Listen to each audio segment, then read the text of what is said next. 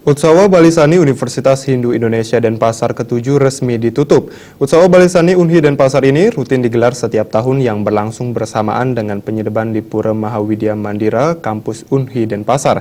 Penutupan Utsawa Balisani kali ini diakhiri dengan pementasan calon arang. Pada kesempatan kami banggakan serta para 2016 diadakan. Ketua Panitia Utsawa Balisani UBS Unhi Denpasar, Eis Dewi Yuliana mengatakan, UBS merupakan gelaran seni dan budaya tahunan yang menjadi ikon Unhi Denpasar.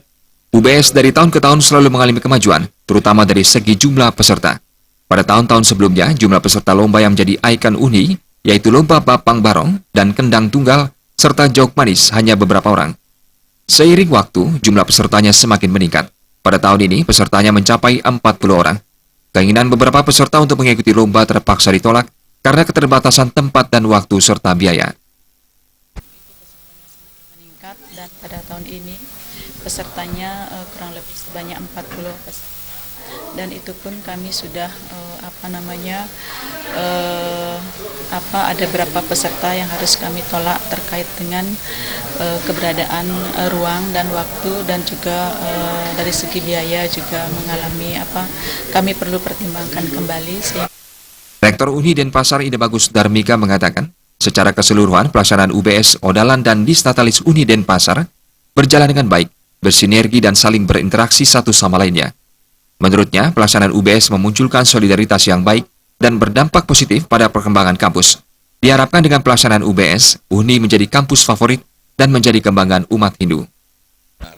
Sehingga memunculkan solidaritas yang bagus dan nanti memberikan dampak yang bagus kepada perkembangan umat Hindu, kemudian perkembangan kampus, sehingga kedepannya kampus ini betul-betul merupakan kampus yang difavoritkan oleh umat Hindu dan menjadi kebanggaan umat Hindu.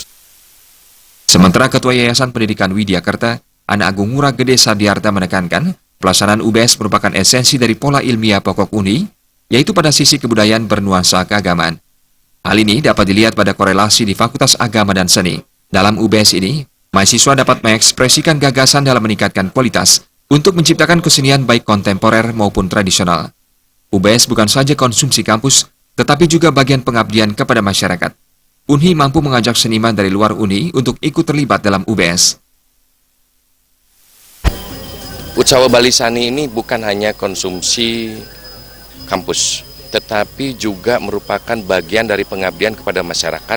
Artinya bahwa di dalam kegiatan Utsawa Balisani, Unhi mampu mengajak seniman-seniman yang di luar Unhi. Ana Agung Ngurah Gede Sadiarta menambahkan, ke depan Unhi akan memiliki identitas dalam UBS yang telah dilaksanakan sebanyak 7 kali. Di era modern ini, suatu bentuk berkesenian yang cemerlang dan baru telah terwujud. UBS menjadi ajang menjaga kebudayaan, karena berkesenian merupakan wujud bakti kepada Ida Sang Hyang Widi Wasa. Anggara Tanah dan Bayu di Bali TV.